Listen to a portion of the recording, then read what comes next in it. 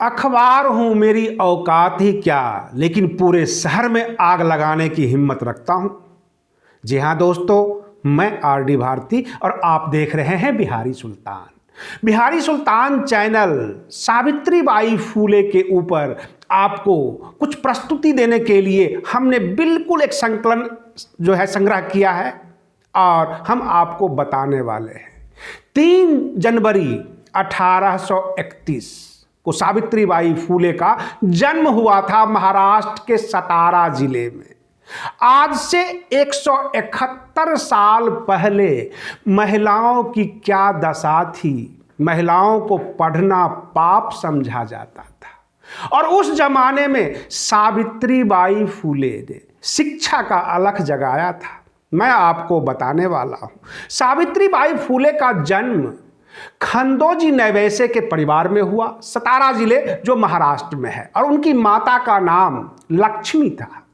और जो सावित्रीबाई फूले थी वो पढ़ना चाहती थी। घर में एक इंग्लिश की किताब वो पढ़ने लगी तो खंदोजी नैवैसे ने उस किताब को उठाकर घर के पछवाड़े में फेंक दिया था। और फेंकने का मूल कारण यह था कि उस जमाने में दलित समाज तो दूर की बात है, सवर्णों में भी केवल पुरुषों को ही पढ़ने का अधिकार था। महिलाएं अगर पढ़ती तो बहुत बड़ा पाप हो जाता, ये परंपरा थी। और 1840 में यानी 9 साल की उम्र में सावित्रीबाई फूले का पूना के रहने वाले ज्योतिराव फूले के साथ शादी कर दी जाती है, मात्र 9 साल में। उस वक्त बाल विवाह चरम पर था, सती प्रथा और महिलाओं के साथ पता नहीं क्या क्या अन्याय होते थे।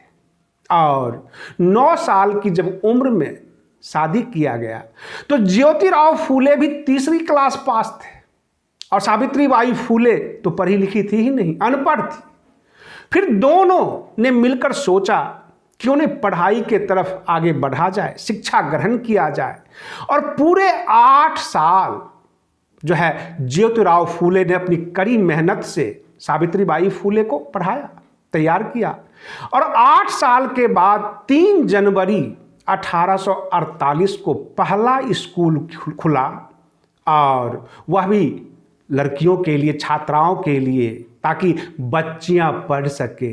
9 बच्चियां यानी 9 छात्राएं अलग अलग समाज से, केवल दलित समाज से नहीं, अलग अलग समाज से इकट्ठा किया गया। वो जो छात्राएं थी उनको आप छात्रा नहीं कह सकते, आप उन्हें वीरांगना कह सकते हैं, क्योंकि समाज की कुरीतियों को तोड़कर युद्ध करने के लिए मैदान में उतरी थी, विद्यालय में बैठी।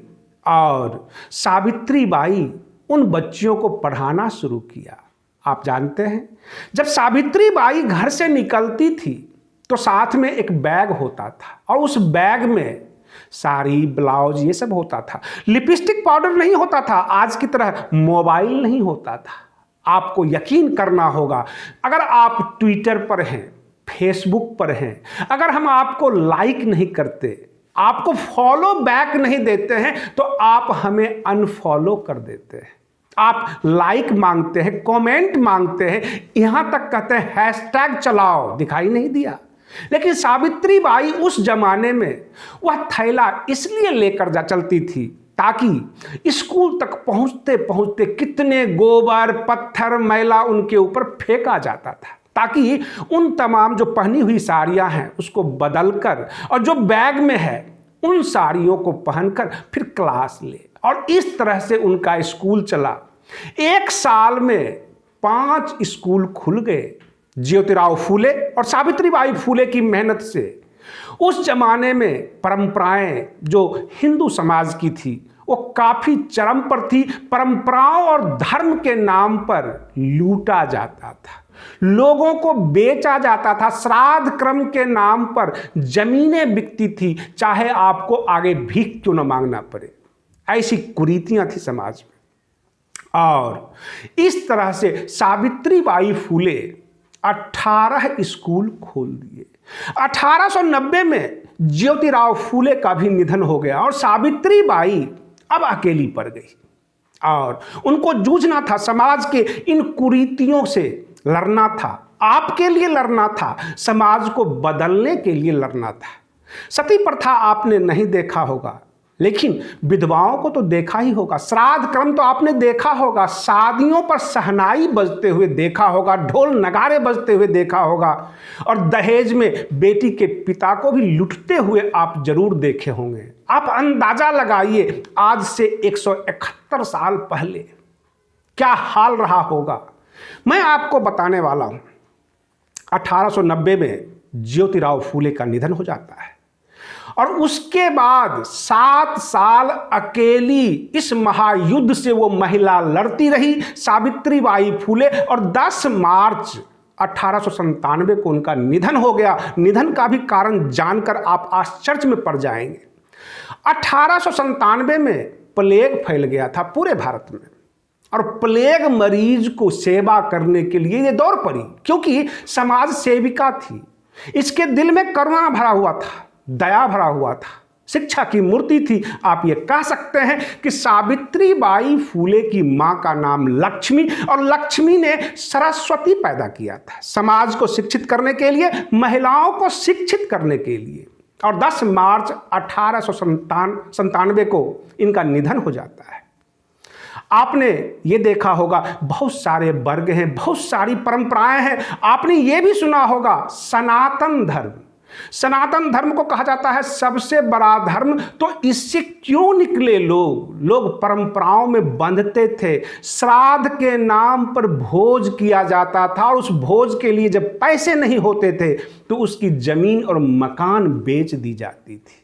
आप थोड़ी सी कल्पना कीजिए कि एक बच्चा जिसका पिता मर गया हो, उसके आगे का परवरिश करने वाला ना हो, और श्राद्ध के नाम पर उसके घर और जमीन बेच दिए जाएं, क्या आप उसे भीख भी देंगे। इस तरह की कुरीतियां समाज में फैली हुई थी। और तो और कोई बीमार पड़ता था, उस बीमार की इलाज नहीं होती थी, और यह कहा जाता था काली मां को बलि दोगे तो ये ठीक हो जाएगा। और उस बलि के नाम पर बकरे खरीदने के लिए पैसे पंचायत में ली जाती थी। इस तरह की परंपराएं अभी तक चलती आ रही है बहुत सारे समाज में। आप जाएंगे आदिवासी समाज में जाकर देखें, कई और जगह देखें, अभी भी ये चल रही है। तांत्रिक, तंत्र मंत्र, ये सब अभी भी चल रही है। बहुजन समाज की जो है परेशानी अभी भी जस की तस है। लोग लड़ने वाले हैं, परंतु वो डिवोशन, वो जो है स्वीकारता, उस वक्त जो सावित्रीबाई फूले ने दिया, ज्योतिराव फूले ने दिया समाज के लिए, उनकी कोई आशा नहीं थी। आपसे वोट लेने के लिए नहीं किया था। उस वक्त चुनाव नहीं होता था, कोई राजनीतिक दल नहीं था। आप जब सेवा करते हैं कहीं न कहीं से राजनीति छुपी होती है। लेकिन हमारे जितने भी महापुरुष हुए, चाहे वो पेरियार हो, ज्योतिराव फूले हो, सावित्रीबाई हो, बाबा साहेब भीमराव अंबेडकर हो, उन्होंने जो दिया समाज को, वोट के लिए नहीं दिया, समाज के लिए समर्पित थे। और जितने भी युवा अभी जो देख रहे हैं इस वीडियो को, समाज के लिए लग जाएं, क्योंकि आपके महापुरुषों ने कुछ देना जानते थे, लेना नहीं जानते थे। ये लेना आपने कहां से सीखा है। जब हम समाज के बीच निकलते हैं सर्वे के लिए, लोग सवाल करते हैं, लोग ये कहते हैं मैं मजदूरी करूं या बच्चे पढ़ाऊं। अगर बच्चे पढ़ाने बैठ जाऊंगा तो घर कैसे चलेगा। कहीं न कहीं से आपको एडजस्ट करना होगा। जब सावित्रीबाई फूले के बारे में आप जान गए कि जो उनके पति थे ज्योतिराव फूले, वो तीसरी पास थे, पिता तो पढ़े ही नहीं थे, और सावित्रीबाई फूले खुद अनपढ़ थी। उन्होंने जूझ कर, लड़कर शिक्षा हासिल किया और औरों को भी शिक्षित किया। क्या आप छोटा सा समझौता नहीं कर सकते? क्या 2 रोटी कम नहीं खा सकते हैं? बच्चे को पढ़ाइए, क्योंकि जहां जहां हम जाते हैं 8वीं 10वीं तक बच्चे पढ़े होते हैं, उससे आगे वो पढ़ा नहीं पाते हैं। इसमें 2 बातें छुपी होती है। मजदूर पिता के पास फुर्सत नहीं, और उसकी निगाह अपने बच्चों पे पड़ जाती है कि ये भी कुछ काम करेगा तो कुछ पैसे कमा के ले आएगा, चाहे वो खेतों में जाके काम करे।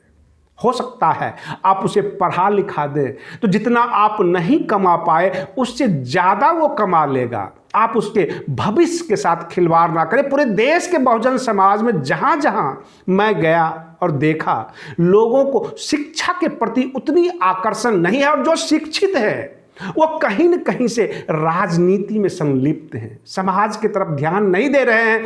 जब चुनाव आता है तब इनको नजर आते हैं कि शिक्षा नहीं है, ये समस्या वो समस्या, यानी समस्याओं का भंडार चुनाव के समय ही इनको नजर आता है। समाज को जगाने की जरूरत है, समाज को सहयोग करने की जरूरत है। आप बने रहिए बिहारी सुल्तान चैनल पर। हम आपके सामने तमाम बहुजन महापुरुषों को लेकर आते रहेंगे। उनकी जो भी किया गया ख्याति है, जो उन्होंने कार्य किया है समाज के लिए, सब दिखाएंगे। आप बने रहिए बिहारी सुल्तान चैनल पर। तब तक के लिए धन्यवाद।